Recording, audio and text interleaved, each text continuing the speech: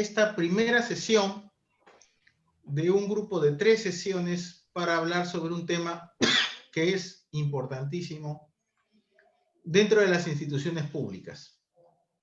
Pero no es privativo solo de las instituciones públicas. Inclusive para las instituciones privadas siempre es importante este tema de control. Porque en base precisamente al control, nosotros podemos ver si es que las metas precisamente se están cumpliendo, si es que los presupuestos realmente alcanzan, si es que la gestión que realizan las personas están realmente encaminadas dentro de las facultades o de los deberes que tienen estos dentro de cada institución. Entonces, el control interno es importantísimo tanto para las instituciones públicas como para las instituciones privadas. Pero como quiera, que para el caso de nosotros vamos a hablar sobre lo que es entidades públicas, debemos comenzar este día inicialmente comenzando con lo que nosotros debemos entender como Estado, ver cómo es que funciona ese Estado. Para ello vamos a ver los sistemas funcionales y los sistemas administrativos. Y dentro de los sistemas administrativos vamos a hablar precisamente del Sistema Nacional de Control. Doctor, antes de comenzar vamos a dar pase para escuchar unas breves palabras del doctor Mabel para ya comenzar sí, satisfactoriamente el curso. Me parece muy bien.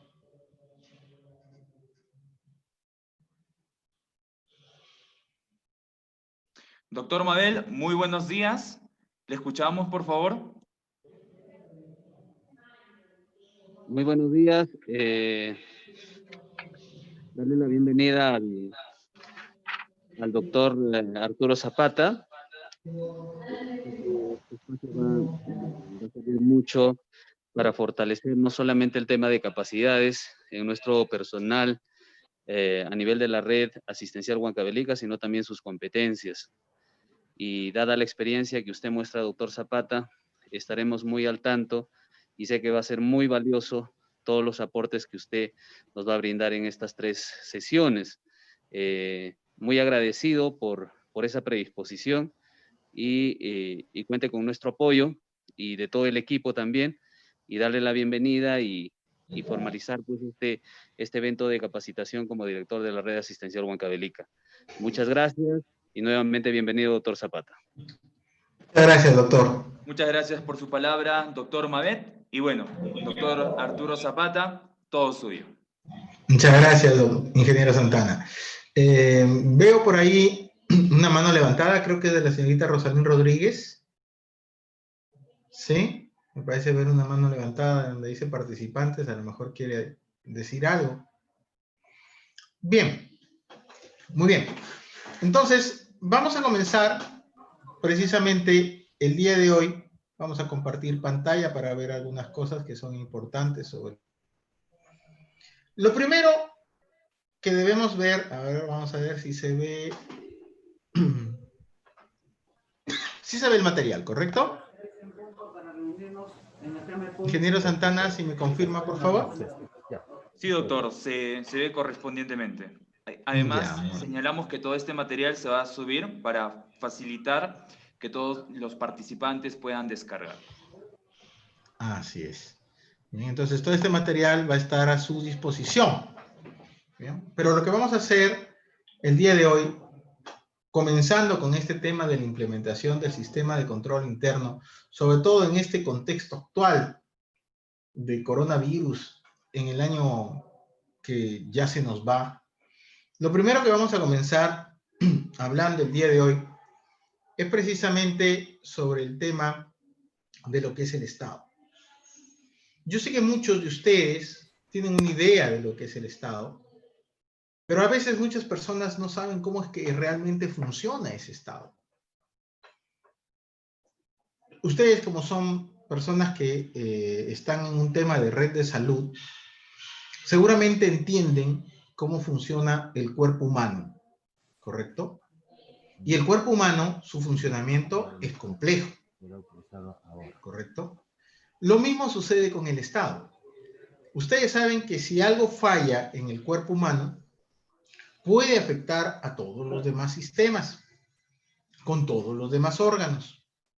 Lo mismo ocurre con el Estado. Pero ese Estado, ¿correcto?, nace de una necesidad del ser humano de vivir en sociedad para poder organizarse y vivir de una manera ordenada. Una de las primeras teorías, tal vez la más importante, y es la que vamos a utilizar el día de hoy para efecto de lo que se entiende como Estado, es la teoría denominada del pacto social. Esta teoría del pacto social señala que cuando los hombres comienzan a vivir en clanes, dejan de vivir de manera nómade y comienzan a vivir en grupos, los grupos de personas no pueden vivir en un mundo donde todo el mundo habla y todo el mundo toma decisiones de manera indistinta. Entonces, ¿qué cosa es lo que se necesita? Se necesita elegir dentro de todo ese conjunto de personas a uno que sea aquel que nos represente. En ese orden de ideas, la teoría de la representatividad hace de que efectivamente dentro del grupo de personas se elija a uno que tome las mejores decisiones para esa sociedad que lo ha elegido. ¿Bien? Eso nosotros hoy día lo hacemos en base a una democracia. Antes no existía eso. ¿Bien? Hace algunos siglos atrás se vivían otros tipos de sistemas de gobierno en el mundo. Por ejemplo, teníamos el sistema monárquico, ¿no es cierto? El sistema feudal, que eran otros tipos de formas de gobierno. Hoy día, la manera más común y la que nosotros tenemos en el Perú es el de un régimen representativo democrático, ¿bien?, con la característica de ser social de derecho. En ese orden de ideas, nosotros elegimos a un representante que va a tomar las riendas de ese Estado, entendiendo que el Estado es la organización política de una nación, es decir, la estructura de poder que se sienta sobre un determinado territorio, población, y esos tres elementos básicos le dan origen al Estado. ¿Cuáles son esos tres elementos? Poder, territorio, nación. Además de ello, vamos a ver que la organización es importantísima. Organización no solamente a nivel político, sino que hay organización a nivel económico, hay organización a nivel jurídico, ¿correcto?, que son importantes para que ese Estado pueda funcionar. ¿Bien? El poder, el territorio y el pueblo o nación son por consiguiente los elementos que conforman el concepto de Estado. De tal manera que éste se identifica indistintamente con cada uno de ellos. Volvemos a repetir tres elementos básicos: territorio, nación y poder. Si quisiéramos decirlo de alguna manera, el Estado es el conjunto de personas, es el conjunto de población organizada política y jurídicamente sobre la base de un territorio donde ese Estado ejerce su poder. Y ese poder tiene bastantes formas de expresión de poder del Estado.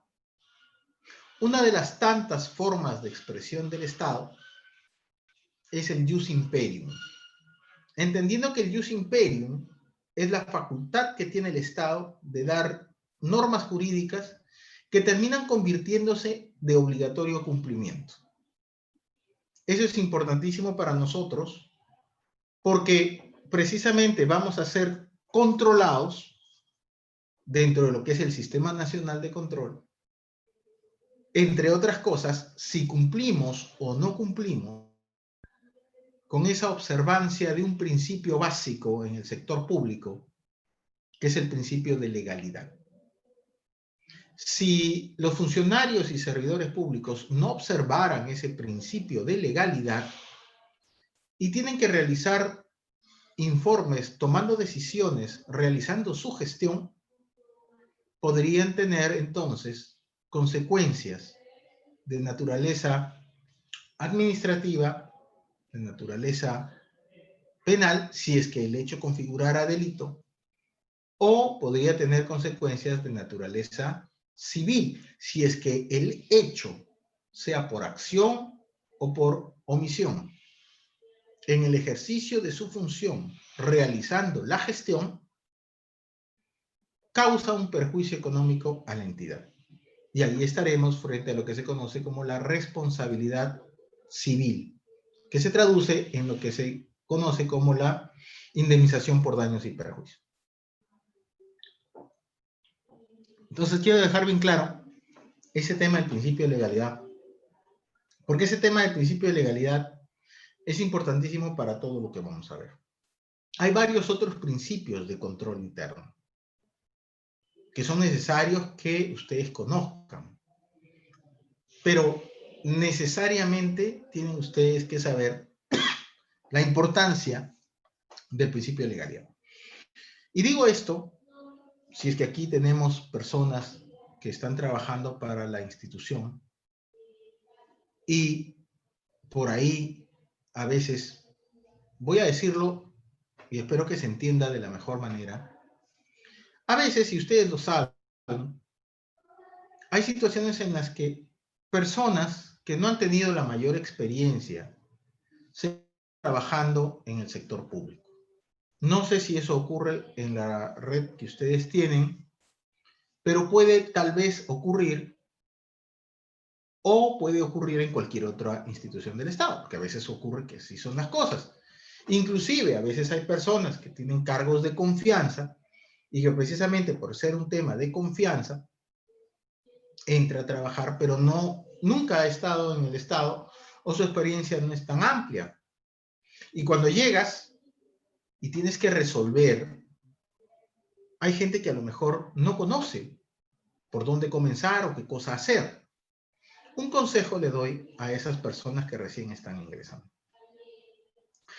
A esas personas que recién ingresan o que no tienen la experiencia o que tienen que resolver pero no conocen muy bien hacia dónde van o pueden estar divagando, ¿no es cierto?, sobre cómo resolver, les aconsejo que tomen en cuenta las siguientes leyes para poder hacer mejor su gestión o poder tomar mejor una decisión.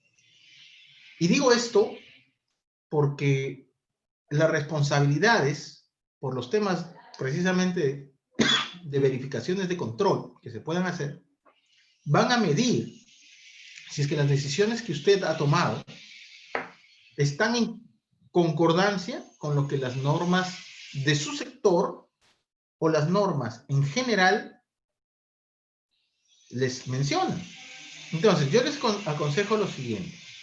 Tengan a la mano, obviamente, la constitución política. Pero además de ello, deben tener la ley orgánica de su sector. Porque en esa ley orgánica se va a verificar la naturaleza de la entidad en la cual ustedes están, la entidad del sector en la cual ustedes están. Tengan a la mano también los documentos de gestión, que son el MOF, que es el Manual de Organización y Funciones, y que es el ROF, el Reglamento de Organización y Funciones, para que sepan qué cosa es lo que tienen que hacer y cómo tienen que coordinar eso. ¿Ya? Además de ello, como norma básica, deben tener a la mano tal vez su texto único ordenado de la ley 27.444, que es la ley del procedimiento administrativo general.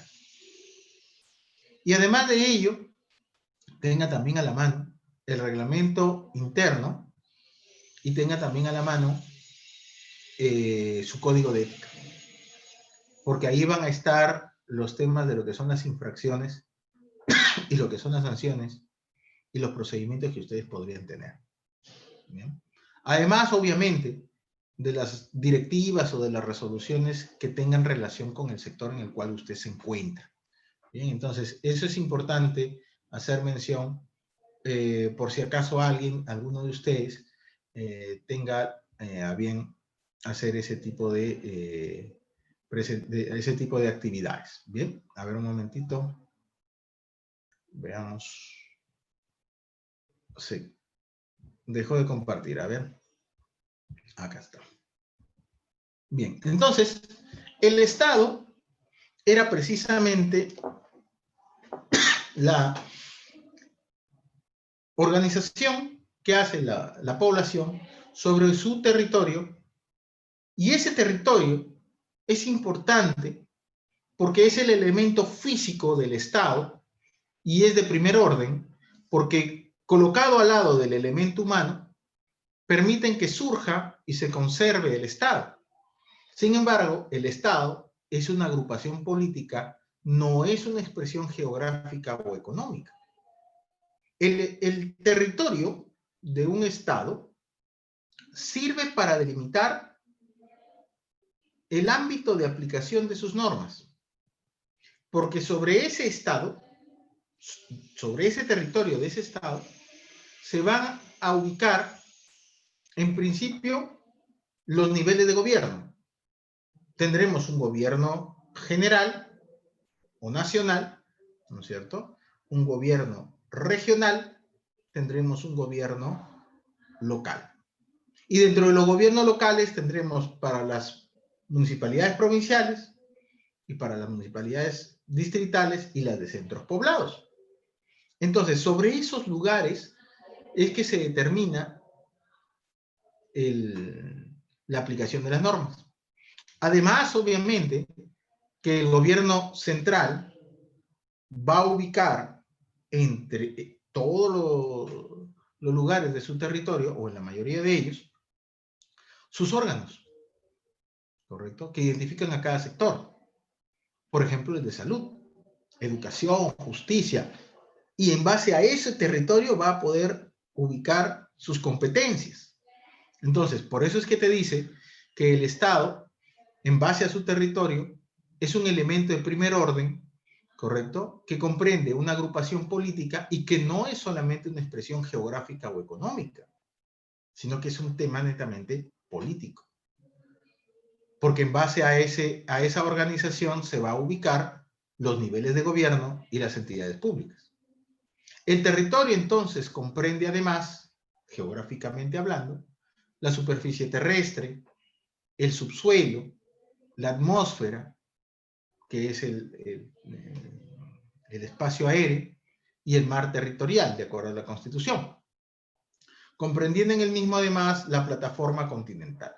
Pero ¿qué obtiene de allí importante el Estado? El Estado obtiene en base a ese territorio ingresos, ¿correcto? ¿Para qué? Para cumplir sus fines. Eso es lo que vamos a ver a continuación. Además del elemento territorio, el otro elemento es población. Cuando hablamos del elemento población, nos habla de que en él se encuentran los hombres y mujeres que pertenecen a un Estado y que componen la población de este.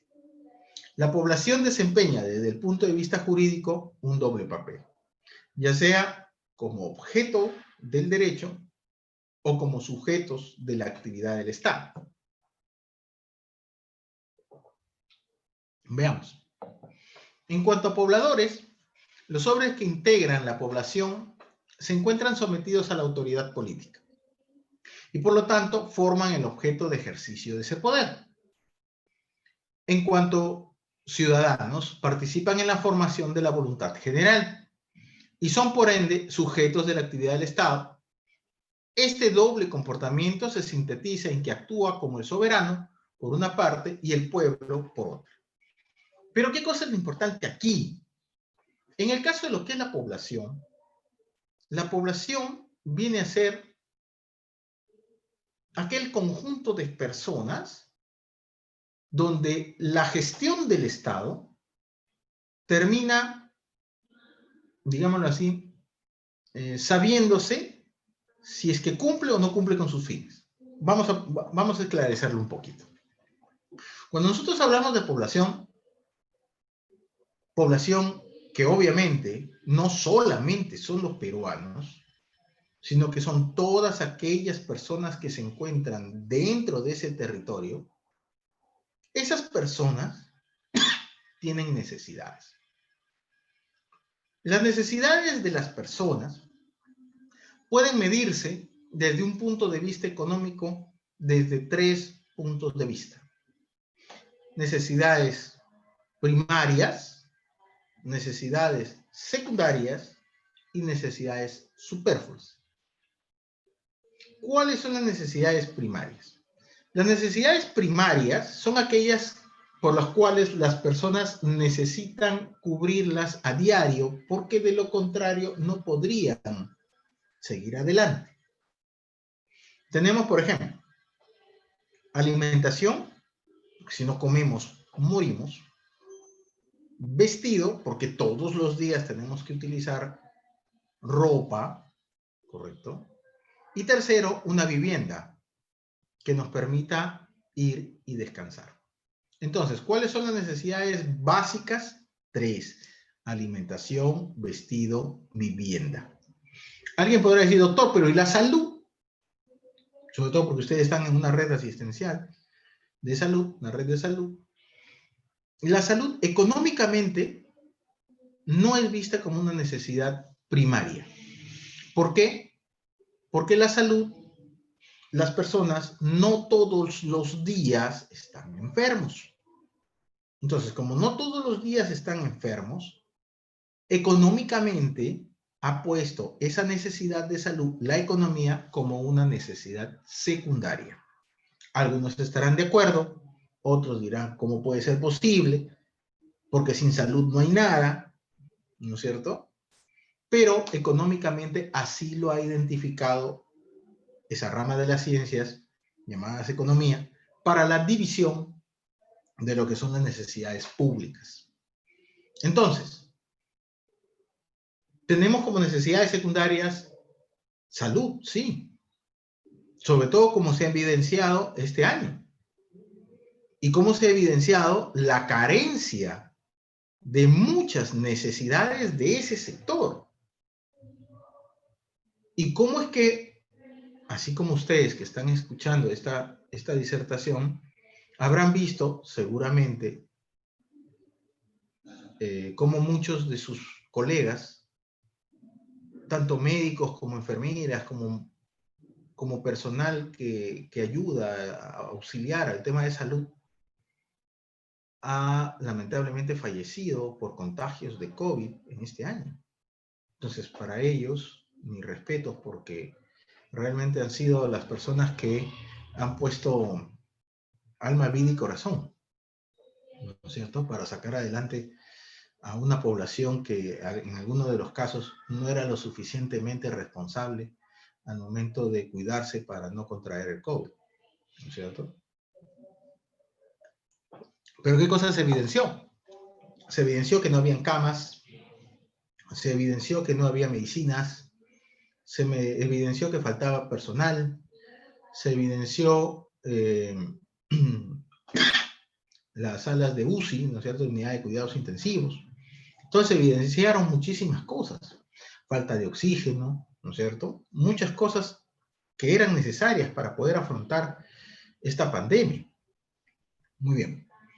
Otra de las necesidades que también son de naturaleza secundaria es la educación.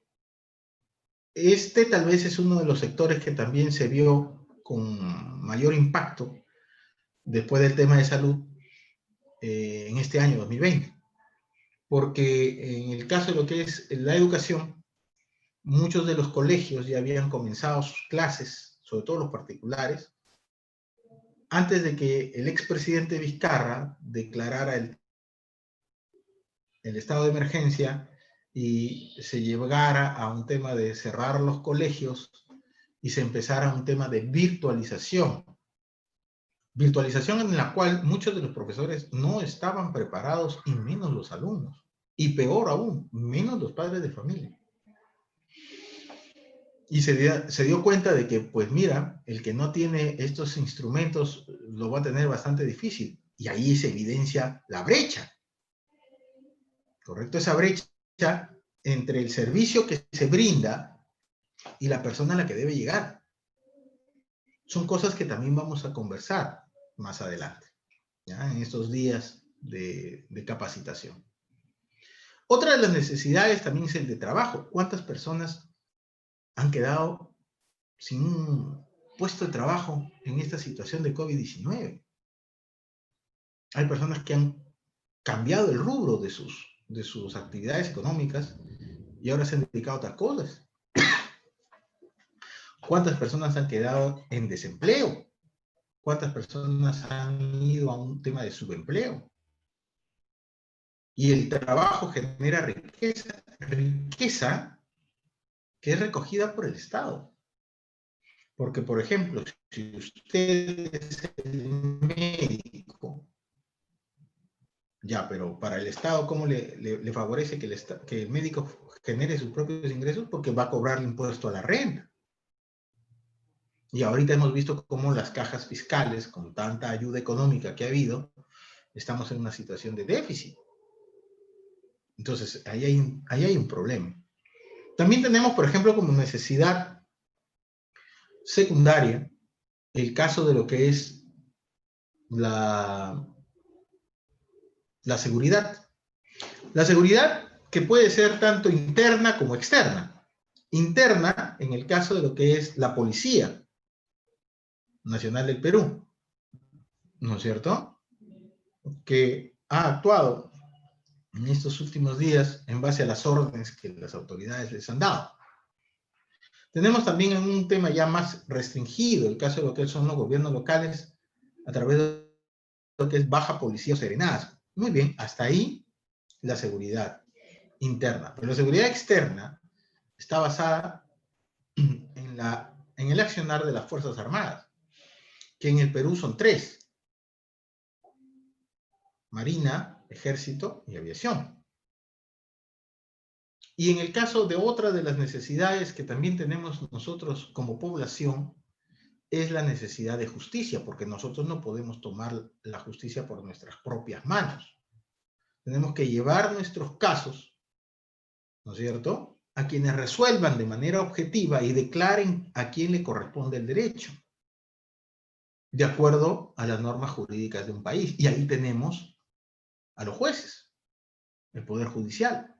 Entonces, esas son las necesidades secundarias. Pues hay más. Transporte, muchas más, pero vamos a quedar en esas. Y hay necesidades superfluas. Dentro de las necesidades superfluas son aquellas que las personas no necesitan para poder vivir, pero que de todas maneras algunos lo ven como importante. Tal vez a lo mejor tener el último modelo de celular. O la recreación, que mucho hay que tener en cuenta para la salud mental de las personas. Hay muchos que han estado mucho tiempo encerrados, sobre todo los jóvenes y los niños. Y ahora que les dicen, sal a marchar, pues vamos, dicen ellos, vamos todos. Obviamente que los padres ahí deben tener un poco de tino en orientarlos del por qué hay que marchar y el tema del tener el cuidado, porque el COVID todavía sigue con nosotros, no se ha ido. ¿Bien? Pero de todas maneras, eso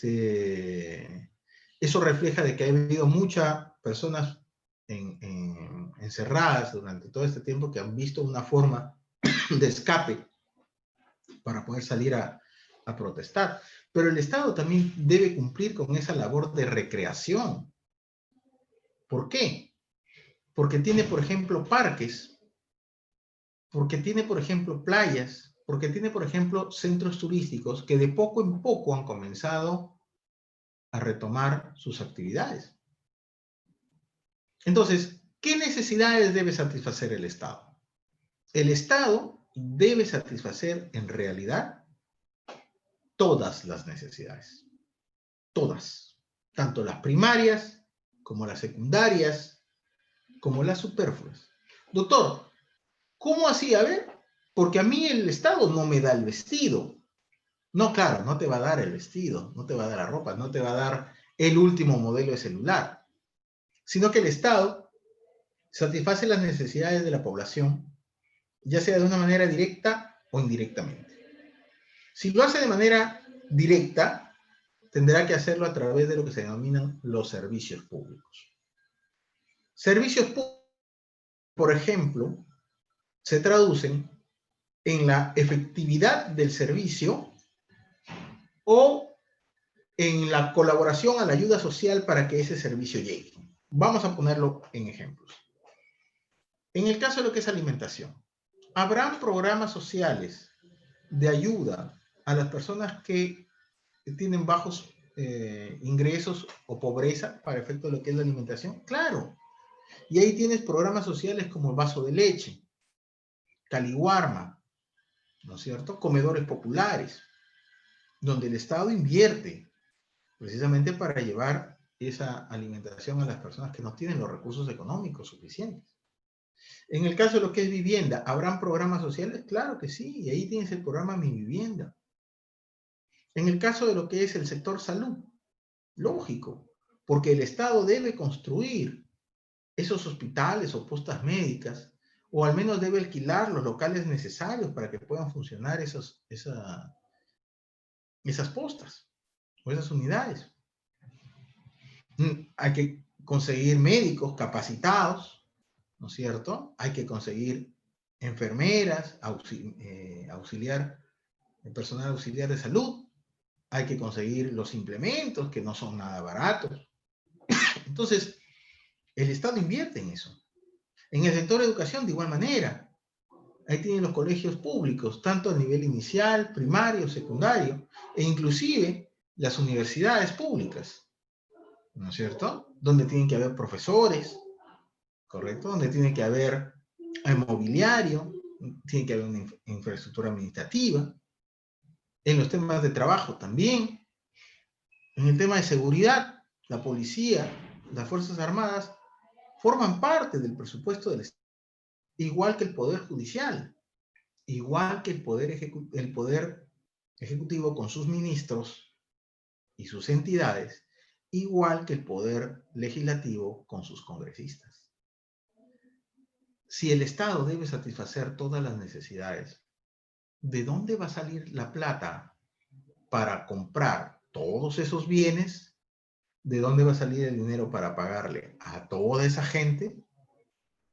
Pues definitivamente van a salir de los fondos públicos. Fondos públicos que pueden ser de diferente naturaleza. Puedes tener fondos propiamente recaudados, puedes tener divisas, que es el tema del comercio exterior, cuando traes mercadería del extranjero al Perú, porque la mercadería que sale del Perú hacia el extranjero, la exportación, no está gravada con impuestos. Tienes, por ejemplo, los empréstitos, que son deuda pública, que dependiendo de dónde sea entregado el recurso, puede ser deuda pública interna o puede ser deuda pública externa. Y tienes el tema de los tributos, el sistema tributario en el Perú. Y en base a ese sistema tributario, es que se dividen los tributos en impuestos, en contribuciones y en tasas. Entonces el dinero sale de ahí. ¿Para qué? Para adquirir todos los bienes y todas las contrataciones para obras, para servicios o para comprar bienes. ¿Para qué? Para satisfacer las necesidades del pueblo. Y ese tipo de contrataciones, ese tipo de gestión, se hace precisamente dentro de un marco jurídico específico. Y ahí viene el tema del poder y el ius imperium. El poder señala que en todas las sociedades humanas la convivencia pacífica es posible gracias a la existencia de un poder político que se instituye sobre los intereses y voluntades particulares. Entonces, cuando usted tenga que decidir sobre algún tema de la entidad, debe ponderizar los intereses del Estado frente a los intereses de los particulares. Y en ese orden de ideas, los intereses del Estado son los que deben primar. Y usted debe decidir sobre por cuál de ellos va a tomar parte. Pero recuerde que si va a tomar por uno o por otro camino, siempre sus decisiones deben estar fundamentadas en base a un tema de legalidad. Porque si no lo hace de esa manera, su decisión es arbitraria. En otras palabras, a usted en el Estado no le pagan por pensar. Le pagan por tomar decisión en base a una norma, como principio de legalidad. Porque si usted falla por el tema del Estado, o sea, su decisión va por el lado del Estado, el particular lo va a quejar. ¿Correcto? El particular lo va a quejar. Y le van a iniciar procedimientos administrativos y todo lo demás. Pero si usted falla a favor del particular, sin que tenga la razón, por un tema de amistad, por un tema de alguna otra situación, el Estado lo va a buscar. Y lo va a encontrar precisamente en las acciones de control. Entonces tenga muchísimo cuidado con lo que haga. En ese orden de ideas, el poder es la capacidad de acción que tienen unos para dirigir, influir, coaccionar a otros a fin de tomar e imponer decisiones. Usted como funcionario o como servidor va a tener una cuota de ese poder. Y las decisiones que usted tome debe pensarlas bien, porque de lo contrario, si los hace para favorecer a alguien, puede terminar teniendo las responsabilidades administrativas, civiles y penales que les he dicho anteriormente. En ese sentido, entonces, el Estado es una realidad social y jurídica, con características específicas. Cuando hablamos de realidad social y jurídica, voy a referirme a ese tema. Cuando hablamos de realidad social, es que nuestro país es un territorio que está dividido básicamente en 3 regiones, al menos el territorio físico, en 3 regiones. Costa, sierra, selva. Y que obviamente las necesidades de la gente de la costa son diferentes a las necesidades de la gente de la sierra y de la selva. Obviamente son diferentes las necesidades de las personas que viven en el norte, que viven en el centro o que viven en el sur. En ese orden de ideas, la realidad social es muy dispersa porque además nuestro país es muy grande y sus culturas son distintas. De ahí entonces tenemos una realidad social bastante amplia. Cuando hablamos de que es una realidad jurídica, es que nuestro Estado, vamos, seguramente usted, por lo mismo que es médico y vamos, yo desconozco muchas cosas de medicina, hay que decirlo. Y así como yo, siendo abogado, desconozco cosas de medicina, seguramente, tal vez, algún médico no conozca muchas cosas de derecho, porque no es lo suyo, ¿no es cierto? Y eso no es que esté mal, sino que obviamente no es su profesión. Pero vamos a explicarle un poquito cómo es ese tema de la realidad jurídica, porque cuando usted tenga que tomar una decisión, tiene que saberla canalizar. Y entiendo que tal vez para muchas personas las leyes están dadas todos los días en el Diario Oficial Peruano y algunos no conocen bien cómo es eso. Vamos a explicarle un poquito. Cuando hablamos de una realidad jurídica en el Perú, tenemos que entender de que en el Perú la realidad jurídica está dada por un sistema jerárquico de normas jurídicas. Si se quiere decir de alguna manera, en el Perú, para entender lo que son las leyes, existe algo que se llama pirámide de Kelsen. ¿Ya? Esa pirámide de Kelsen identifica a un sistema estratificado de normas. Ese sistema estratificado de normas está dividido en 4 niveles. Niveles jerárquicos. En el primer nivel de esa pirámide, correcto, en la punta de esa pirámide, en el lugar más alto, en ese primer nivel, se encuentra la constitución política, se encuentra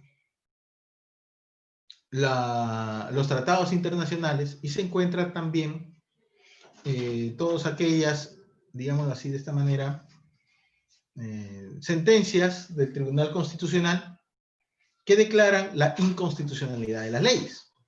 Bien, esas son las normas de primer nivel o de primer rango.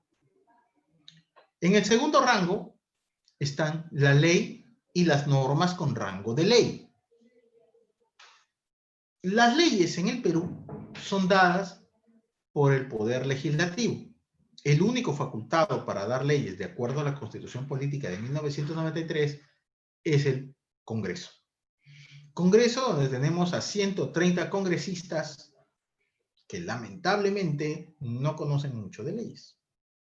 Y digo que no conocen mucho de leyes porque ya debe haber usted visto, sobre todo en las redes sociales, de que hay personas que han llegado a ser congresistas que no reúnen ni siquiera requisitos mínimos para poder, mínimos específicos para lo que van a realizar para desempeñar ese cargo o función.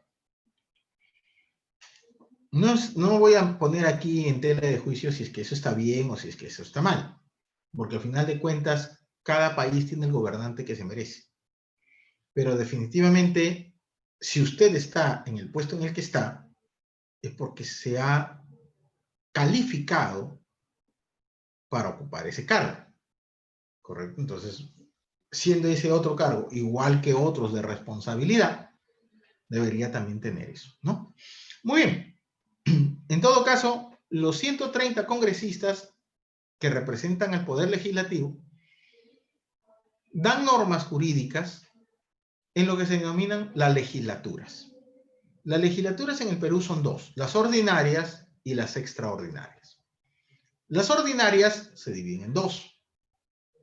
Las ordinarias tenemos la primera legislatura que dura 4 meses y la segunda legislatura ordinaria que dura otros 4 meses más. Allá, doctor, entonces los congresistas hacen normas jurídicas, hacen leyes en 8 meses, sí, y en los otros 4 meses, ¿qué hacen si cobran por todo el año? Los congresistas no solamente cumplen una función legislativa, los congresistas, de acuerdo al reglamento interno del Congreso, también cumplen un rol fiscalizador, de verificación si es que las normas se están cumpliendo o de las denuncias que puedan recibir del lugar en el que pertenece. Entonces, doctor, cuando no están en las legislaturas, ¿en dónde están? Están en las comisiones, ¿correcto? Y en esas comisiones también tienen que cumplir esa labor, que es la labor fiscalizadora. Doctor, pero si se necesitan normas en ese tiempo, ¿qué? Hay que esperar a que se reúnan si se necesita urgente. En ese caso, el Congreso puede facultar al Poder Ejecutivo para dar leyes. Pero ellos no pueden dar leyes como tales. Entonces, cuando reciben facultades del Congreso, esas normas que da el Poder Ejecutivo se llaman decretos legislativos. ¿Cómo dijo? ¿Decretos leyes? No, decretos legislativos. Los decretos legislativos, vuelvo a repetir, es cuando el Poder Legislativo, el Congreso, faculta al Poder Ejecutivo a dar normas jurídicas. Como no puede dar leyes, da decretos legislativos. Ah, ya, doctor. ¿Un decreto legislativo tiene el mismo nivel que una ley? Sí. Sobre todo porque ese decreto legislativo que ha dado el Poder Ejecutivo, el Ejecutivo tiene que darle cuenta al Congreso de la norma que ha dado, tan pronto se instaure la legislatura ordinaria siguiente. Ah, ya, doctor. Pero usted habló de los decretos leyes. ¿Un decreto ley qué cosa es? Un decreto ley es cuando no hay Poder Ejecutivo Perdón, no hay poder legislativo y solamente hay poder ejecutivo. ¿Por qué? Porque el poder ejecutivo tomó el poder. Y como no hay Congreso y tiene que dar leyes y no hay facultades, solamente puede hacerlo a través de decretos leyes. Ah, ya, entonces los decretos leyes, doctor, ¿se dan solamente en gobiernos de facto? Así es. ¿Un decreto ley puede derogar a un decreto legislativo? Sí. ¿Un decreto ley puede derogar a una ley? Sí. Porque se dan en gobierno de facto para que pueda funcionar. Doctor, cuando se instaure nuevamente el gobierno democrático, ¿una ley podrá derogar a ese decreto ley? ¿Un decreto legislativo podrá derogar a ese decreto ley? Así es. Allá. ¿Y qué otras normas más hay con rango de ley? Tienes, por ejemplo, el caso del decreto de urgencia, que es con lo que hemos estado viviendo. Ahí está, pues, mami. ¿Ya? A ver, por ahí hay alguien que tiene un audio encendido. Si fuera tan amable. ¿Bien? Entonces, tenemos ahí el tema de los decretos de urgencia. ¿Un decreto de urgencia es importante? Sí. ¿Está en el mismo nivel de las normas con rango de ley? Sí. Por eso es que hemos estado viviendo en estos estados de emergencia que hemos tenido. Doctor, ¿y qué otra norma tiene rango de ley? Tenemos, por ejemplo, a los ordenanzas municipales y a las ordenanzas regionales. Las ordenanzas regionales y las ordenanzas municipales tienen rango de ley, pero dentro del ámbito de circunscripción territorial de ese lugar. Me voy a explicar. Si el gobierno regional de Piura, que es donde yo me encuentro, a través de sus consejeros regionales, emiten una ordenanza regional, esa ordenanza regional podría tener, dependiendo de lo que diga el documento, aplicación en todas las provincias de esa región. Ya, doctor, pero esa ordenanza regional sirve en Piura, sí. ¿En Huancavelica sirve? No. Pero dentro de Piura como región tiene rango de ley. Lo mismo sucede con las ordenanzas municipales. En el caso de las ordenanzas municipales, hay que tener en cuenta que estas deben ser dadas por el Consejo Municipal, ¿correcto? Toman la decisión. Y obviamente, esas cositas pueden tener incidencia, ¿sí? ¿Alguien quería hablar? Bien, esas cositas entonces pueden tener incidencia para efectos de lo que es la legalidad de las cosas. En el tercer nivel vamos a encontrar a los decretos supremos. Es decir, tenemos la ley, pero hay que tener su reglamento. Igual como en el caso de lo que es el sector salud. Hay la ley del sector salud y el reglamento de la ley. Lo mismo sucede con todas las normas. Estas se aprueban a través de ¿qué? A través de decretos supremos. Esos están en el tercer nivel. Un decreto supremo va en contra de una ley, no puede. ¿Correcto? El decreto supremo no puede oponerse a la ley, así como la ley no puede oponerse a la Constitución. Y en el cuarto nivel, debajo de los decretos supremos, vienen las resoluciones y vienen las directivas. Y esas resoluciones y esas directivas no pueden oponerse a los reglamentos, ni tampoco pueden oponerse a las leyes. Entonces, cuando usted tenga que discernir sobre un tema, tiene que saber bien en qué tipo de norma jurídica se encuentra usted. ¿Bien? Para no caer en responsabilidades. Entonces, eso es importantísimo para efecto de lo que son la realidad jurídica en la que nos encontramos. Entonces, el Estado, al ser una realidad social y una realidad jurídica, con características específicas que son las siguientes. Primero, es la organización política de una sociedad humana que corresponde a un tiempo y espacios determinados. Cuando vamos a hablar de organización política, vamos a hablar de dos cosas. La organización política parte por la organización de los poderes del Estado y por los niveles de gobierno. Los poderes del Estado son tres. poder ejecutivo, poder legislativo y poder judicial. ¿El sector salud a cuál pertenece? Pues obviamente pertenece al sector público, que en este caso es el poder ejecutivo. ¿Por qué? Porque hay un ministerio, y el ministerio es uno de los sectores de ese Estado, del sector público. ¿Ya?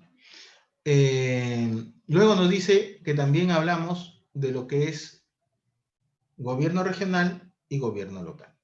¿Correcto? Esa es la estructura de los niveles de gobierno. Los poderes se dividen en tres. Poder ejecutivo, poder legislativo, poder judicial. Los gobiernos se dividen en tres. Gobierno central, gobierno regional, gobierno local. Esto es importante porque van a haber objetivos que van a tener que armonizarse entre todos para poder tomar las decisiones correctas como Estado. Eso lo vamos a ver justamente después, el día de hoy, cuando veamos las funciones administrativas. Además, el Estado es una realidad social y jurídica que se caracteriza porque su realidad está constituida por los siguientes elementos. Primero, una agrupación social humana que viene a ser la población, a la cual el Estado debe satisfacerle todas las necesidades, ya sea directa o indirectamente, a través de servicios públicos y de manera directa, o creando el marco jurídico necesario para que el sector privado pueda suplir esas necesidades de los particulares. Un territorio, que es la realidad físico-geográfica, ya hemos visto, territorio físico, mar territorial, espacio aéreo, y dentro del territorio físico, suelo, subsuelo, costa, sierra, selva. ¿Bien? Un orden jurídico en el que descansa el poder. Ese orden jurídico está basado en la pirámide de Kelsen que les acabo de explicar. 4 niveles jerárquicos. Constitución, primer nivel. Segundo nivel, leyes y normas con rango de ley. Tercer nivel, decretos. Cuarto nivel, resoluciones y directivas. ¿Ya? Y además la soberanía, que implica la independencia y la autodeterminación, que implica precisamente el tema de tomar las decisiones y hacer gestión de manera soberana, y un gobierno y una administración para su funcionamiento. Y ahí están los niveles de gobierno y una administración, que son todos ustedes, con los cuales funciona el Estado. Además, el Estado tiene fines, y aunque no son elementos que lógicamente formen parte del concepto en sí, sí son constantes y en última instancia pueden identificarse con el bien común, la felicidad social o la justicia social, entre otros. Entonces, el Estado debe tomar decisiones para ello. Eso que va a hacer se denominan actos de gobierno. El gobierno es esencialmente la acción por la cual la autoridad impone una línea de conducta, un precepto o las personas que forman parte de una colectividad, sea esta nacional, regional o local.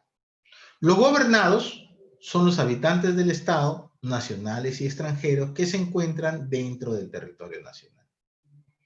El gobierno es el conjunto de personas organizadas políticamente que van a acceder al poder y los órganos revestidos de poder para expresar la voluntad del Estado y hacer que se cumpla. Gobernar, en otras palabras, es ejercer la autoridad o el mando sobre un territorio y sobre las personas que lo habitan.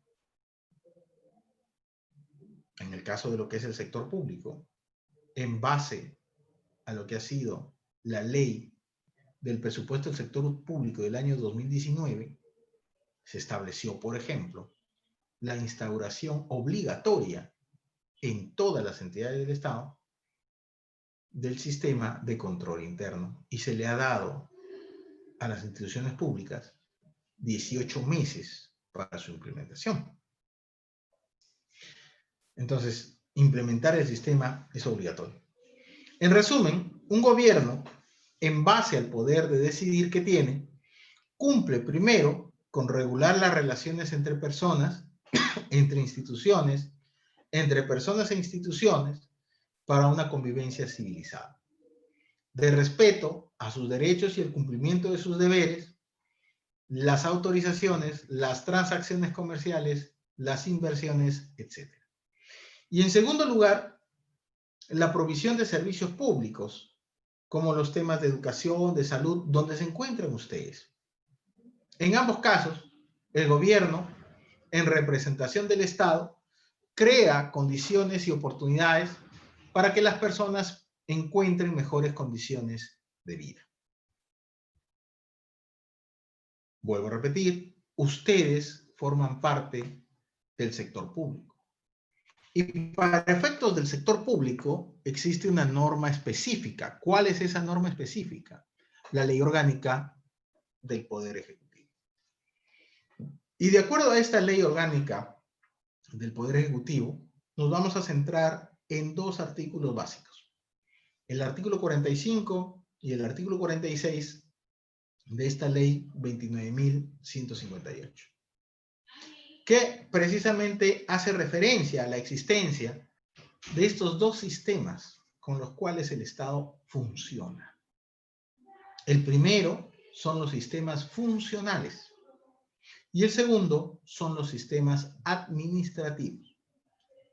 Estos son importantes porque hacen que pueda operar el Estado,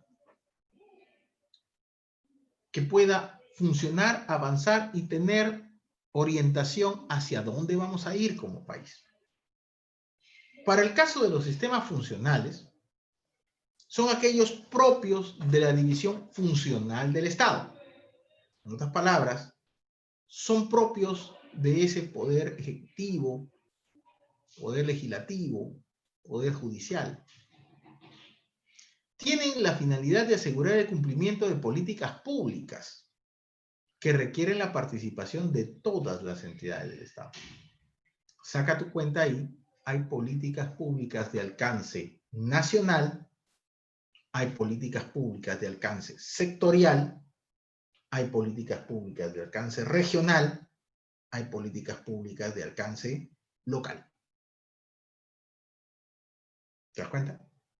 Y todas tienen que funcionar de manera armónica, así como funciona el cuerpo humano.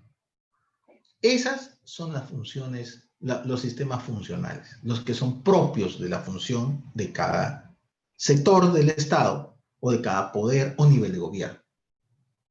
En cambio, los sistemas administrativos son aquel conjunto de principios, normas, procedimientos, técnicas e instrumentos con los que se organizan las actividades de la administración.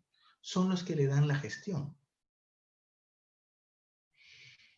En ese sentido, requieren ser realizadas por todas o varias entidades del poder del Estado, por los organismos constitucionales y por los niveles de gobierno. Estos sistemas tienen la finalidad de regular la utilización de los recursos de las entidades de la administración, regular el uso de los recursos. ¿Cuáles eran esos recursos?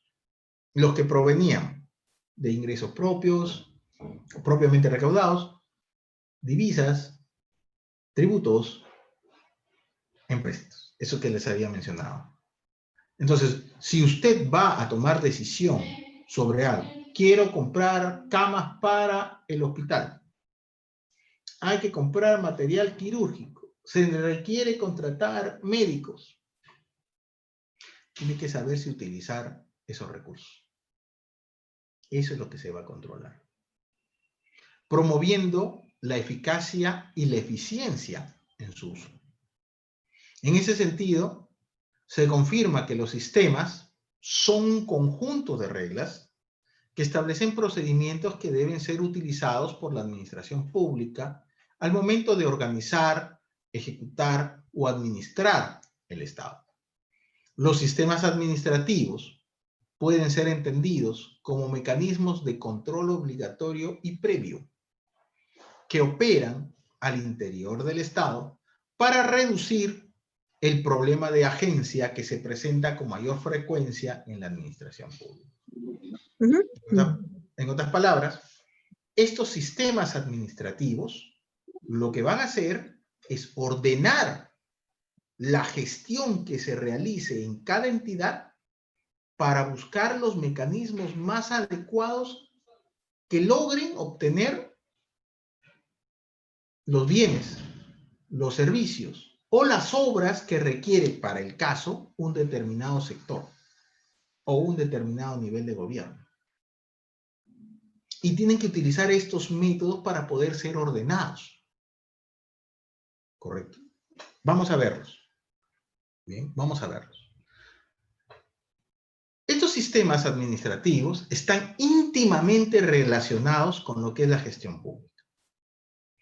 En términos generales, las expresiones gestionar y administrar aparecen como sinónimos, similares, de uso indistinto. Incluso a ambos se les define como la acción y efecto de hacer algo, de asumir una función o tarea, para cumplir un propósito. Sin embargo, en la legislación peruana, estos conceptos aparecen diferenciados. Se entiende por administración pública, en su enfoque procedimental, a todas las instituciones y organismos públicos y privados que prestan servicios públicos.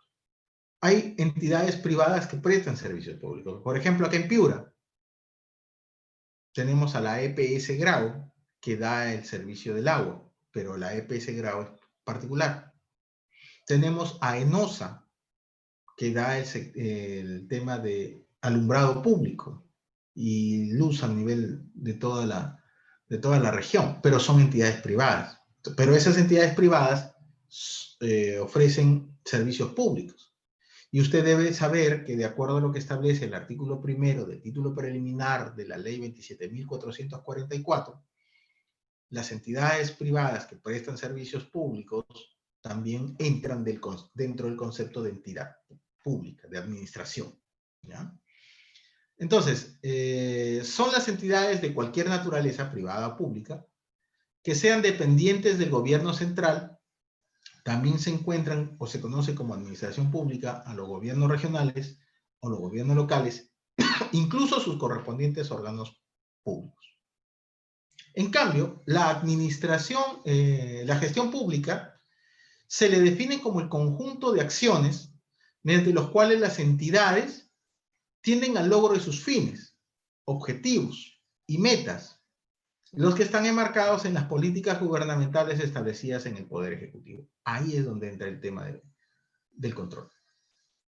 Si las decisiones que su entidad ha tomado están dentro del marco de la legalidad y han cumplido con que el uso de los recursos públicos haya sido realizado de manera eficaz y de manera eficiente.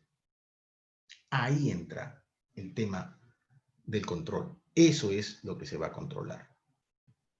Y para ello, existen, dentro de lo que es gestión pública, algunos principios. Y siempre el primer principio va a ser el principio de legalidad. Cuando usted realice sus actividades, eso es lo primero que debe hacer. Principio de legalidad. Entendiendo que las autoridades, los funcionarios y los servidores del Estado, todos están sometidos a las normas del ordenamiento jurídico de la gestión pública. Segundo, el principio de servicio ciudadano. La acción gubernamental está al servicio de las personas y de la sociedad. No para servirte tú, sino para servir a la sociedad. Y aquí quiero entrar en algo que tiene mucha relación, y es el tema de la ética. Y el tema de la ética es muy importante para efectos no solamente de gestión, sino de control. Yo soy un convencido de que si los funcionarios y servidores públicos fueran todos personas con un alto nivel de ética, no tendríamos tantas acciones de control ni procedimientos administrativos disciplinarios ni procesos judiciales a los funcionarios y servidores. ¿Y por qué les digo esto, señores? Porque cuando tú no observas el principio de legalidad, cuando tú no observas el principio de servicio al ciudadano y te quieres servir de ellos, algunos, no todos, porque también es cierto, y a mí me consta, también he trabajado en el sector público, hay personas que servidores y funcionarios que, mis respetos, no les interesa quedarse 2 o 3 horas más si es que tienen que trabajar para cumplir. Personas que realmente se capacitan para ser mejores, pero no lo son todos, y ustedes lo saben. Hay muchos que sí son personas probas. Hay otros que no. Y esos que no hacen ver a la institución como una institución donde la gente no confía en ellos. Por eso también es que hay que hacerles control. Entonces, si el principio de servicio al ciudadano fuese entendido en su real dimensión, podríamos ver que cosas como estas de control no serían lo satanizadas que a veces son. Porque a veces una acción de control no busca cortar cabezas, salvo que estén orientadas a situaciones o que los actos realizados realmente vulneren normas jurídicas. Pero generalmente los actos de control buscan mejorar las cosas para que no vuelvan a ocurrir. En el caso del principio del servicio ciudadano, la acción gubernamental está al servicio de las personas y de la sociedad. Responden a sus necesidades y el interés general de la nación, asegurando que su actividad se preste con eficacia, eficiencia, simplicidad, sostenibilidad, veracidad, continuidad, rendición de cuentas, prevención, celeridad y oportunidad. Además de ello, tenemos el principio de inclusión y equidad, en el cual el Estado afirma los derechos fundamentales de las personas y el ejercicio de sus deberes con inclusión, promoviendo la incorporación económica, social, política y cultural de los grupos sociales excluidos y vulnerables de las personas con discapacidad de cualquier tipo que limita su desempeño y participación activa en la sociedad. Y en el sector salud no podemos hacer diferenciación. Y alguien podrá decir, doctor, pero hay gente que tiene DNI y no lo tienen en los sectores de salud. No lo creo que sea así. ¿Es así? Con equidad, señala aquí, promoviendo la igualdad de todas las personas a las oportunidades y beneficios que se derivan de la prestación de servicios públicos y el desarrollo en general. Otro de los principios que también están relacionados con lo que es gestión, que es las actividades que ustedes realizan, es el principio de participación y transparencia. Las personas tienen derecho a vigilar y participar en la gestión del Poder Ejecutivo, conforme a los procedimientos establecidos por la ley. Por ello, las entidades del Estado actúan de manera que las personas tengan acceso a la información. Y por eso es que todas las entidades del sector público ahora tienen un portal en el Internet y tienen además aplicativos informáticos donde las personas pueden tener acceso precisamente a la información. Y más aún, hay un sector dentro de esos mismos páginas web que es el tema de transparencia, para saber, por ejemplo, cuánto gana un médico en un determinado puesto dentro del CAP, ¿no es cierto? No datos personales, pero sí es necesario saber cuánto se gana, porque al final de cuentas se le paga a ese médico con los tributos que nosotros cancelamos. Entonces, por eso es que esa información debe ser pública. ¿Cuánto le paga? A ver, vamos a ver si está dentro del CAP. Otro de los principios es el principio de organización, integración y cooperación. Y nos señala que se organizan en un régimen jerarquizado y desconcentrado, según corresponda, sobre la base de funciones y competencias afines por instituciones. delimitando sus funciones en el marco de sus respectivas leyes orgánicas, evitando la duplicidad y la superposición. Y otro de los principios también de gestión es el principio de competencia. Los 3 niveles de gobierno ejercen sus competencias. No es que entre ellos van a competir, sino que cuáles son sus funciones de acuerdo a la ley, y esas serán sus competencias. ¿Correcto? Exclusivas, de manera inherente, sin transgredir las que tienen los demás. Y las competencias compartidas de manera articulada y complementaria en el marco de la subsidiariedad. Como estábamos viendo el tema de los sistemas de gestión pública, habíamos visto el sistema de funciones administrativas y el sistema de funciones sustantivas o funcionales. Las funciones sustantivas, ¿correcto?, son inherentes y se caracterizan a una institución del Estado y le dan sentido a su misión. Se ejercen a través de los órganos de línea, son funciones sustantivas las relacionadas a salud, educación, transporte, turismo, energía, etc. Esas funciones sustantivas hay que ver dentro del organigrama, dentro de la ley orgánica y dentro del MOF y del ROF a quienes les corresponde. Por eso es que les decía, tenga a la mano su ley orgánica, tenga a la mano su MOF y su ROF. Pero además de ello, el otro sistema son los sistemas administrativos.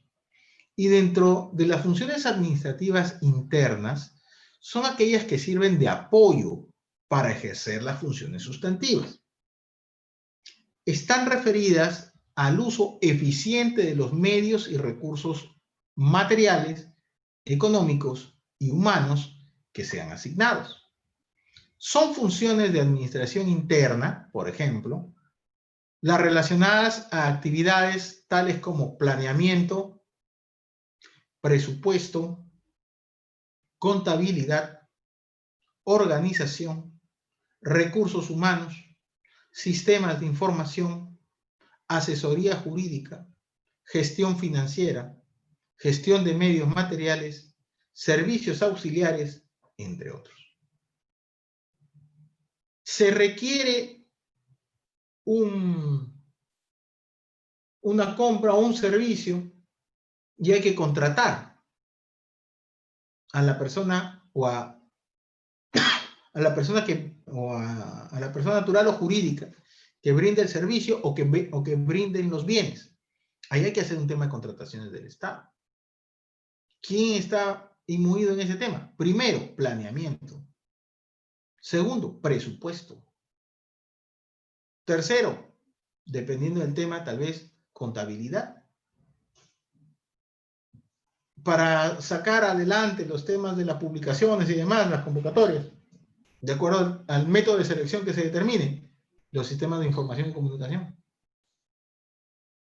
Hay algo que no está de acuerdo, hay que ver bien cómo es que se hace.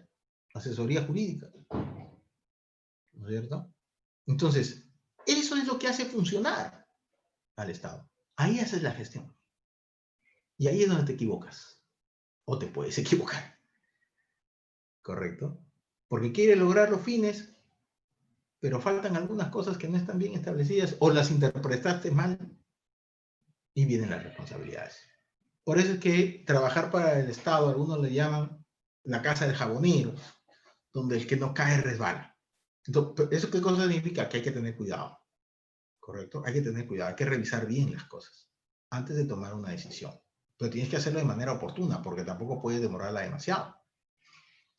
Dentro de esos sistemas funcionales, nos dice, son aquellos que tienen por finalidad asegurar el cumplimiento de las políticas públicas que requieren de la participación de todas o varias entidades del Estado. Los sistemas funcionales están relacionados con las funciones sustantivas que caracterizan a las entidades públicas. Mediante estos sistemas se gestionan las materias que le encargan a una institución por ley y se ejecutan a través de sus órganos de línea, originándose los servicios correspondientes a la institución. Las materias, dependiendo del sector en el que estemos hablando, serán, por ejemplo, agricultura, ambiente, comercio, turismo, economía, en el caso de ustedes, salud, educación, trabajo, mujer, desarrollo social, transporte y comunicaciones, etc. ¿Ya? Y darán lugar a los sistemas como el Sistema Integral de Salud, que es el SIS, el sistema educativo, las cadenas productivas, el sistema de agua y alcantarillado, sistemas productivos, sistema vial, entre otros. Esos son los sistemas funcionales. Pero para de lo que nos interesa acá, vamos a entrar al tema de los sistemas administrativos. Y cuando entramos al sistema, los sistemas administrativos, entendemos como estos a aquellos que tienen por finalidad regular la utilización de los recursos en las entidades de la administración pública, promoviendo eficacia y eficiencia en su uso, lo que habíamos visto. Y ahí vamos a encontrar hasta 11 sistemas administrativos. El primero de ellos, por ejemplo, planeamiento estratégico, que va a dar origen a un sistema nacional de planeamiento, que va a tener un ente rector, que es el CEPLAN, presupuesto público, inversión pública, endeudamiento público, modernización de la gestión pública, gestión de recursos humanos, defensa judicial del Estado, abastecimiento, tesorería, contabilidad y control. Doctor, entonces, ¿el control es uno de los sistemas administrativos? Así es. Y es los que están en el tema de lo que es la gestión que realizan los funcionarios y servidores. En ese orden de ideas, existen varios sistemas administrativos, como les había dicho. 11, ¿no es cierto? Gestión de recursos humanos, donde va a estar servir. Abastecimiento, donde va a estar el OCE como ente rector. Presupuesto público, donde va a estar la Dirección Nacional del Presupuesto Público, que pertenece al MEF. Tesorería, ¿no es cierto? La Dirección Nacional del Tesoro Público, que también pertenece al MEF. De endeudamiento público, ¿no es cierto? Cuya dirección de endeudamiento también está adscrita al Ministerio de Economía y Finanzas. El tema de contabilidad, que lo va a tener a cargo la Contaduría Pública, que también está adscrita al Ministerio de Economía y Finanzas. El tema de inversión pública, donde está la Dirección General de inversiones, ¿no es cierto?, de promoción de las inversiones, donde va a estar también adscrita al Ministerio de Economía y Finanzas. El tema de planeamiento estratégico, donde está el CEPLAN, que está adscrito a la Presidencia del Consejo de Ministros. La Defensa Judicial del Estado, que ahora lo tiene a cargo la Procuraduría General de la República, ¿correcto? Y que está adscrita a la dirección, al Ministerio de Justicia y Derechos Humanos.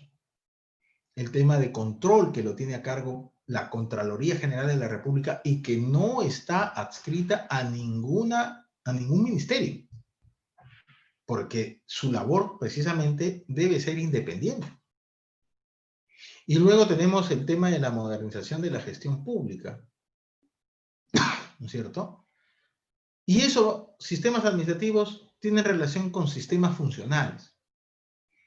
Dentro de esos sistemas funcionales tenemos, entre otros, el Sistema Nacional de Ciencia, Tecnología e Innovación Tecnológica, el Sistema Nacional de Estadística, el Sistema Nacional de Defensa, el Sistema de Inspección del Trabajo, Sistema Nacional de Registros Públicos, Sistema Nacional de Desarrollo e Inclusión Social, Sistema Nacional de Coordinación y Descentralización de Salud, el Sistema Nacional de Calidad, el Sistema Nacional de Control Interno. Y ambos tienen entes rectores y entidades sujetas a control. Y tienen también pliegos o unidades ejecutoras. En ese orden de ideas, los sistemas administrativos que hay en nuestro país están referidos a los siguientes. El sistema de gestión de recursos humanos, que está a cargo de la Autoridad Nacional del Servicio Civil.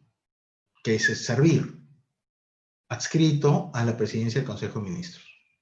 Se necesita personal, necesita haber un concurso público, hay que pedir la autorización de servir para coordinar si hay el presupuesto. Todos terminan entendiendo dentro de los sistemas administrativos cómo es que termina funcionando esto.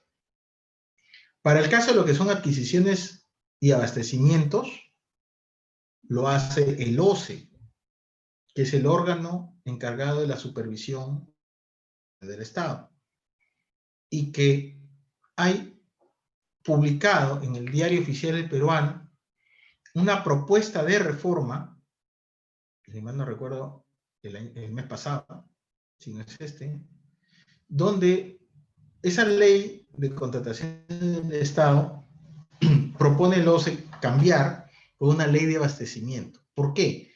Porque lo que tenemos en realidad es un sistema nacional de abastecimiento. Entonces, quieren incorporar algunas situaciones que seguramente deben haber visto en este tema del contexto del COVID-19 para hacer las modificatorias. Vuelvo a repetir, eso está publicado en el Diario Oficial del Peruano, pero no es todavía ley. Es una propuesta donde se ha invitado a todas las personas que tienen relación con las contrataciones del Estado, por ejemplo, el tema de los proveedores o demás, para que presenten modificatorias o propuestas que mejoren esa intención del Estado de mejorar la ley de contrataciones por una ley de abastecimiento. Pero, ¿quién lo realiza? Lo realiza el OCE, y el OCE forma parte o está adscrito el órgano al Ministerio de Economía y Finanzas. Para el caso de Tesorería, lo ve la Dirección Nacional de Tesorería, que también está adscrita al MEF. El tema de modernización del Estado, que lo ve la Secretaría de Gestión Pública, adscrita a la Presidencia del Consejo de Ministros, que es la PCM. El tema de control, que lo ve la Contraloría General de la República, y como te podrás dar cuenta, no está adscrita como ente rector a ningún Ministerio del Estado o sector del Estado. La Defensa Judicial del Estado lo tiene ahora la Procuraduría General de la República, que sí es una institución adscrita al Ministerio de Economía y Finanzas. Para el caso de planeamiento estratégico, lo ve el Centro de Planeamiento Estratégico, que es el CEPLAN, que está adscrito a la Presidencia del Consejo de Ministros. Luego tenemos, para el caso de inversión pública, a la Dirección General de Programación Multianual del Sector Público, que también está adscrito al MEF. Para el caso de contabilidad, tenemos a la Dirección Nacional de Contabilidad Pública, que también está adscrita al Ministerio de Economía y Finanzas. El tema de endeudamiento público, que lo ve la Dirección Nacional de Endeudamiento Público, también adscrita al MEF. Y finalmente, el tema de presupuesto público, a cargo de la Dirección Nacional de Presupuesto Público, también adscrita al MEF. Si tú te darás cuenta, todos estos entes rectores, a excepción de control, están adscritas a un sector del Estado como sistema administrativo,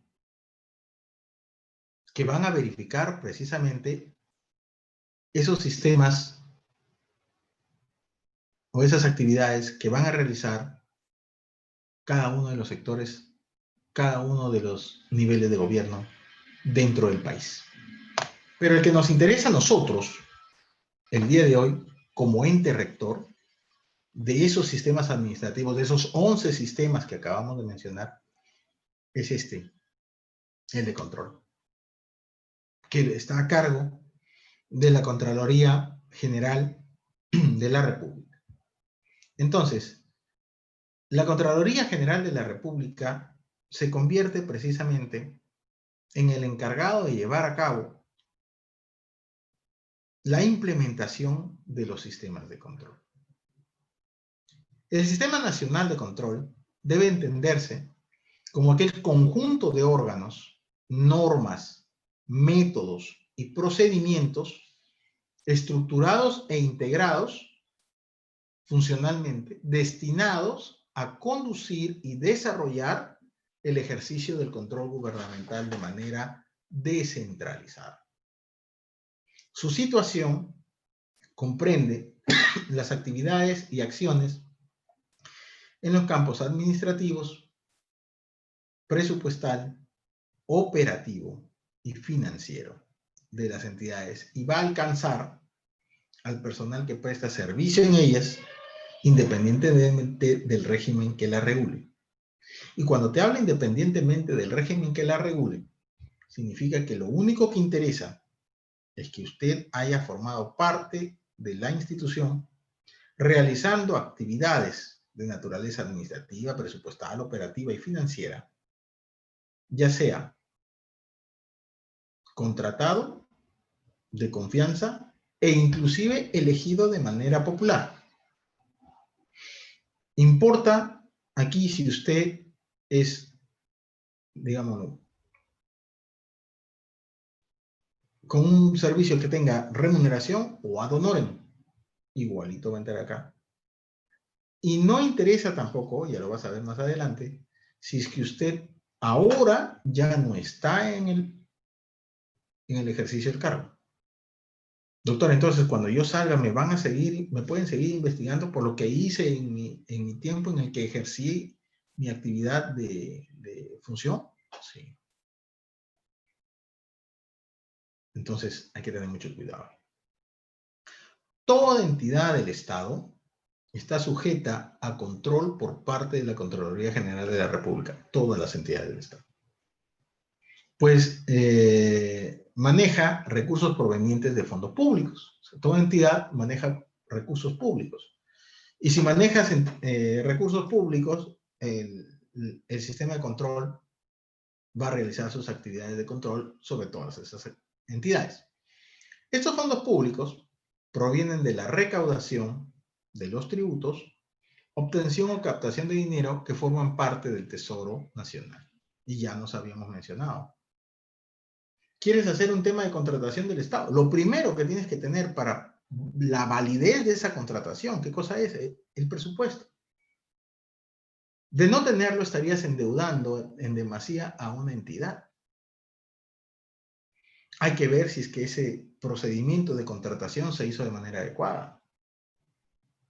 Si es que elegiste de acuerdo como entidad o órgano encargado de las contrataciones, si es que elegiste dentro de los criterios que establece la ley. Si es que eso que has comprado realmente es lo que pedía el área técnica. Si se determina en una acción de control que no lo hiciste de esa manera, responsabilidades vas a tener. Por eso es que es necesario el control. El control es necesario para poder saber si se cumplieron a cabalidad esas finalidades con los recursos adecuados, de manera eficaz y de manera eficiente. En ese sentido, el control gubernamental va a consistir en la supervisión, en la vigilancia y en la verificación de los actos y de los resultados de la gestión pública. Por eso les decía, el tema de lo que es el control tiene muchísima relación directa con lo que es gestión pública. ¿Y qué cosa era la gestión pública? Tomar decisiones para que el Estado pueda cumplir con esos fines. ¿Cuáles eran esos fines? La satisfacción de las necesidades, el cumplimiento esencial, funcional del órgano, de la dependencia o de la entidad en la que usted trabaja. En ese sentido, entonces, volvemos a decir, el control gubernamental consiste en la supervisión, vigilancia y verificación de los actos y de los resultados de la gestión pública, en atención al grado de eficiencia, eficacia, transparencia y economía en el uso y en el destino de los recursos y los bienes del Estado. ¿Se compró de acuerdo a la ley? Ya, perfecto, se compró de acuerdo a la ley. ¿Llegó a la gente? No. Y digo esto, a lo mejor ustedes podrán tener la respuesta a lo que yo voy a decir. Pero digo esto porque acá en Piura, recuerdo que en el tema de lo que es el COVID, se compró medicinas, se compraron oxígeno, se compraron varias cosas por el tema de lo que es el COVID. y vino a inspeccionar el ministro de Salud y encontró en uno de los hospitales de Piura, no voy a decir cuál, que las medicinas estaban en sus cajas y que algunas ya estaban vencidas. Entonces, ¿de qué sirve haber comprado de manera adecuada? Imaginémonos que todo está bien comprado, o sea, la gestión está bien hecha hasta el punto de la contratación, ¿correcto? ¿Qué cosa quiere decir eso? Se sacó la convocatoria, se presentaron los postores, se evaluaron las propuestas, se sacó la buena pro, ¿no es cierto? Se adquirió el material, pero nunca llegó a la población. Y nosotros, en el Perú, estamos dentro de un enfoque de gestión por resultados. En otras palabras, ¿qué significa? Tú puedes tener un muy bonito expediente, tú puedes tener todos los bienes que hayas comprado, todos los servicios, o una obra muy bonita, pero acuérdate que estás bajo un enfoque de resultados. Y si estás bajo un enfoque de resultados, debe llegar. Si no, no te sirve nada. ¿De qué sirve haber comprado si la población a la cual está dirigida las adquisiciones, ya sean de obras, de bienes o de servicios, no llegan? Eso es un uso y un destino adecuado en grado de eficiencia, transparencia, eficacia y economía, ¿no es cierto?, de los recursos y de los bienes del Estado, dentro de ese enfoque de gestión por resultados. Así como el cumplimiento, además, de las normas legales y de los lineamientos de política y planes de acción, evaluando los sistemas de administración, gerencia y control con fines de su mejoramiento a través de la adopción de acciones preventivas y correctivas pertinentes. En este rubro, entonces, se reúne una serie de normas relacionadas a los distintos tipos de control que ejerce tanto la Contraloría General de la República como los demás órganos del Sistema Nacional de Control. Cuando se mencionen las siglas de aquí para adelante, SNC será Sistema Nacional de Control, ¿correcto? CGR será Contraloría General de la República y OSI será la Oficina de Control Institucional. Se entenderán cada una de ellas referidas al Sistema Nacional de Control, a la Contraloría General de la República y el órgano de control institucional a los que acabo de mencionar. Entonces, dentro de los alcances de la ley 27.785, ¿correcto?, se entiende que el control gubernamental se divide en dos partes. Tenemos el control interno, que es el que nos ocupa, y el control externo. Pero ¿qué cosa es lo que van a verificar? ¿Qué cosa es lo que van a supervisar? ¿Qué cosa es lo que se va a controlar? La gestión pública. Esas tomas de decisiones, hay que ver si es que se han hecho de manera legal, hay que ver si es que se ha logrado entregar los bienes, los servicios o las obras en beneficio de la población, ¿correcto? De lo contrario, tendremos ahí una brecha que hay que analizar. ¿Bien? Entonces, ¿qué cosa es lo que se busca con el control gubernamental? Ver si es que se está cumpliendo de manera eficaz, de manera eficiente, el uso de los recursos públicos en las decisiones que toman las personas, funcionarios y servidores que cumplen una función o una encargatura realizando gestión. En ese sentido, veíamos que teníamos estos dos tipos de control. El control interno y el control externo. El control externo es el conjunto de políticas, normas, métodos y procedimientos técnicos y que es aplicado por la Contraloría General de la República u otro órgano del Sistema Nacional de Control. Ahí vamos a encontrar, por ejemplo, a los órganos de control institucional vamos a encontrar, por ejemplo, a las entidades privadas de auditoría. ¿Bien? En cambio, el control interno es un proceso integral de gestión efectuado por el titular, por los funcionarios y por los servidores de cada entidad. Diseñado este sistema de control interno para enfrentar riesgos en las operaciones de la gestión y para dar seguridad de que en la consecución de la misión de la entidad se alcanzarán los objetivos de la misma. Es decir, es la gestión misma orientada a minimizar los riesgos. De manera sencilla, el control interno se hace en cada entidad y está referido a la actuación de todos quienes componen la institución. Entra aquí desde la persona que abre la puerta hasta la máxima autoridad titular del pliego. Aquí entran todos. Para el caso del Sistema Nacional de Control, tenemos que precisar que este Sistema Nacional de Control es el conjunto de órganos, normas y procedimientos estructurados o integrados funcionalmente, destinados a conducir y desarrollar el ejercicio del control gubernamental de forma descentralizada.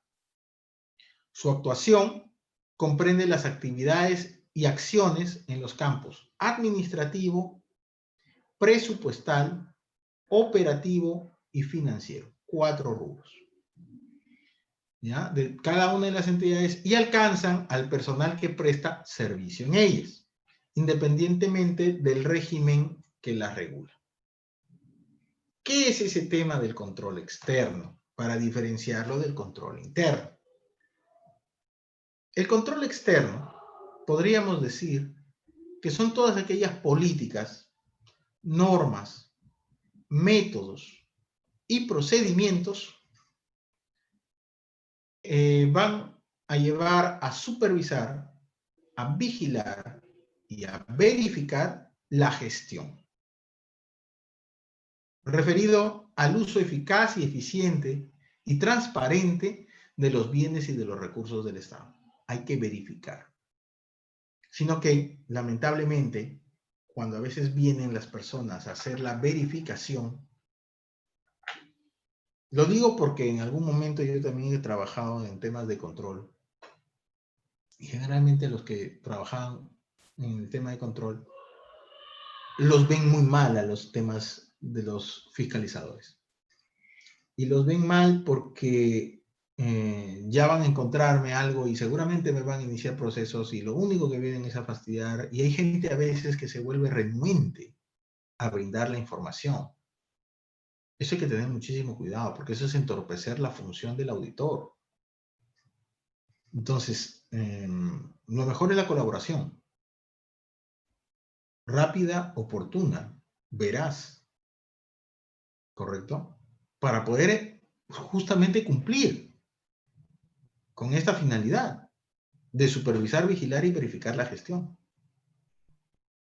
No todas las acciones de control tienen como finalidad rodar cabezas, pero obviamente si se encuentra algo que constituye una falta,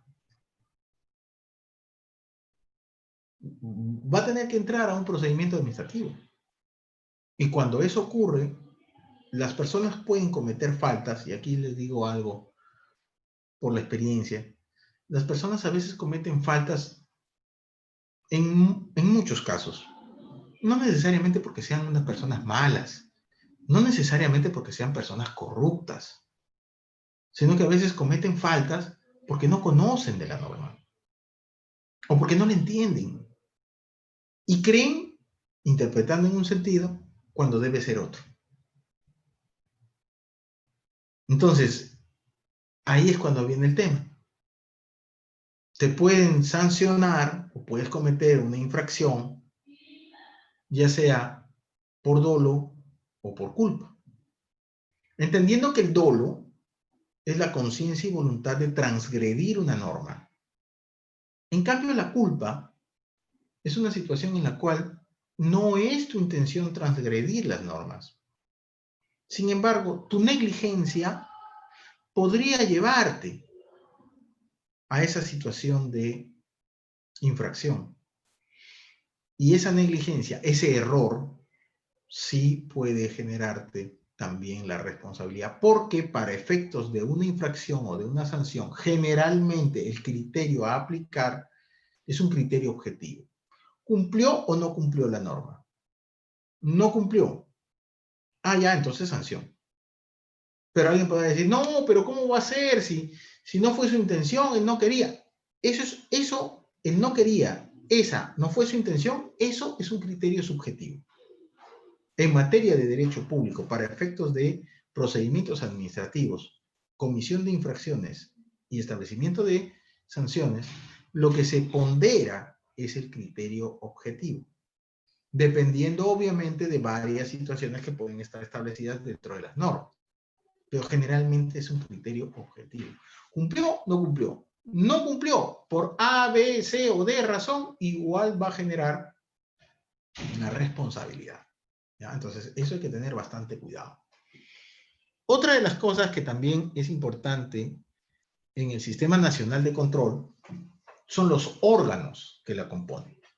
El Sistema Nacional de Control está conformado por los siguientes órganos. Primero, la Contraloría General de la República como órgano rector. Recuerden ustedes que cada sistema administrativo tenía un ente rector. Si queremos contratar personas en una institución, debería servir el ente rector. Si queremos, por ejemplo, hacer planificación estratégica, es el órgano, el ente rector. Si queremos hacer, por ejemplo, la defensa judicial del Estado, ahí tenemos a la Procuraduría General. Si se va a hacer algún tema de contrataciones del Estado para adquirir bienes, servicios u obras, el ente rector es el OCE. Para el caso de control, es la Contraloría General de la República, que no está adscrita, a diferencia de los demás, a ninguna entidad pública y a ningún sector. ¿Bien? Luego tenemos también como segundo órgano a todos los órganos de control institucional, que son los denominados OSI.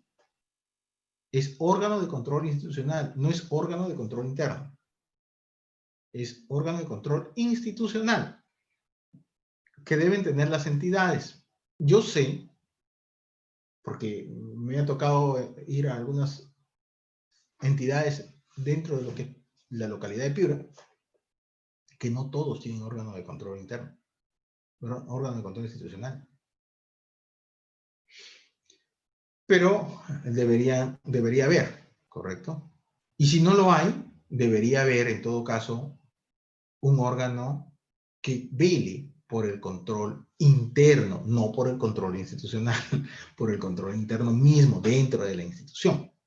Entonces, no todas las entidades tienen órgano de control institucional, que son las OSI.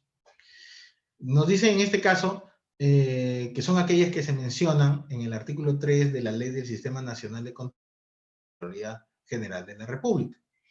Sean estas de carácter sectorial, regional, institucional o se regulen por cualquier otro ordenamiento organizacional. Y tenemos también a las sociedades de auditoría externa, que funcionan de manera independiente. ¿Bien? Son designadas, son personas jurídicas de derecho privado, que son designadas por la Contraloría y contratadas durante un periodo determinado para realizar precisamente en las entidades servicios de auditoría económica, financiera y de sistemas informáticos, de medio ambiente o de otros, dependiendo de su especialización. Entonces, ¿cuántos órganos conforman el sistema de control? 3. Contraloría, la OSI y las sociedades de auditoría externas independientes. Ese control externo se puede realizar en el momento en que se concretice la acción de control. Tienes, por ejemplo, control previo, control simultáneo y control posterior. Para el caso del control previo, es aquella que se realiza antes de ejecutar el gasto. Y aquí se ejerce por mandato legal. para efectos de autorizar adicionales de obra, por ejemplo, o actividades de endeudamiento, o compras con carácter de secreto militar, por poner algunos ejemplos. Para el caso de control simultáneo, son aquellas que se hacen durante la ejecución del gasto. Y ahí tenemos acciones simultáneas, por ejemplo, en un tema de contrataciones del Estado, en el momento mismo de la celebración de la verificación, por ejemplo, de las ofertas, ¿bien?, y del otorgamiento de la buena pro, orientación de oficio o visitas de control. Y para el caso de control posterior, es aquellas que se realizan luego de ejecutado el gasto y que corresponden a lo que es auditoría financiera, auditoría de cumplimiento y auditoría de desempeño. Bien, esos son los 3 temas de control posterior para efecto de lo que es el control externo. Cuando hablamos de control externo, tenemos que ver quién es el actor y cuál es el rol y la responsabilidad de ese actor. Hablamos de control externo a la entidad cuando las partes externas, hablábamos de esos órganos, Contraloría, OSI o las sociedades auditoras, también juegan un rol importante en el proceso de control interno. Pueden contribuir a que la organización alcance sus objetivos, ¿bien?, o pueden proveer información para efectuar el control interno. O sea, vienen alguien, hacen una verificación, terminan con un informe y ese informe es entregado al titular del pliego para que tome las medidas correctivas, ¿no es cierto? O que implemente aquellas actividades, ¿no es cierto?, que van a servir a evitar riesgos mayores más adelante. De cualquier modo, no son responsables del diseño, de la puesta en marcha o del adecuado funcionamiento, mantenimiento o documentación del sistema de control interno, porque es control. Ahí tenemos a la Contraloría, responsable en el marco de sus funciones de fortalecer y de promover el control interno efectivo en las entidades del Estado. La evaluación del control interno es esencial para el cumplimiento de las entidades fiscalizadoras superiores y las auditorías financieras y operativas, quienes comunican sus hallazgos y recomendaciones a los interesados. Para el caso de las sociedades de auditoría o auditores externos, su rol es de que son responsables de hacer auditoría por encargo, contratados por la Contraloría General, a algunas entidades públicas. Ellos y sus cuerpos de profesionales deben asesorar y recomendar el control interno. Para el caso del Congreso de la República, que les había dicho que tiene un rol fiscalizador, eso es también control externo, vienen a ser el responsable de aprobar normas de rango de ley que tienen incidencia en el fortalecimiento e implementación del control interno por parte de las entidades del Estado. Luego, para el caso de los órganos rectores, ministerios, reguladoras, son responsables a partir de su rol y especializado de establecer las reglas y directivas sectoriales. Ahí vienen las directivas, ahí vienen las resoluciones de control interno dentro de la misma entidad que deben cumplirse, ¿no es cierto?, las cuales van a contribuir de manera indirecta al fortalecimiento e implementación de las actividades de control interno. Y también tenemos otros participantes, que a veces es la población misma o ONGs, que son los responsables de interactuar con las entidades, que sean beneficiarios, proveedores, y proveer información relacionada con el logro de los objetivos. Y para el caso de control interno, debemos ver que este es un proceso integral, continuo y dinámico, diseñado para enfrentar los riesgos. Y va de la mano con lo que se conoce como la mejora continua. Es decir, no porque algo ya esté, no puede ser mejor. Y para ello, dentro del control interno, se deben realizar actividades para precisamente la planificación, la verificación y la supervisión de las actividades de gestión.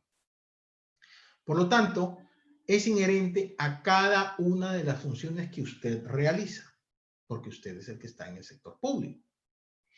y se traduce en mecanismos de verificación, supervisión y vigilancia que coadyuvan al logro de los objetivos y metas institucionales, reduciendo la brecha de corrupción en el país. No es que el control interno lo vaya a erradicar, porque al final de cuentas es un tema de personas, pero es necesario el control interno para poder mejorar como institución, para poder corregir aquellas cosas que están mal, para poder verificar y supervisar si las cosas se hicieron de manera adecuada. Eso es lo importante en el control interno. ¿Quiénes son los responsables? Volvemos a decir, titular de la entidad, funcionarios públicos, servidores públicos, todos. Aquí no interesa el régimen en el cual hayan entrado.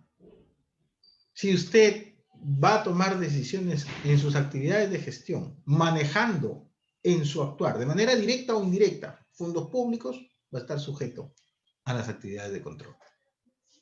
¿Bien? Por lo tanto, entra aquí desde quien abre la puerta hasta el titular del pliego.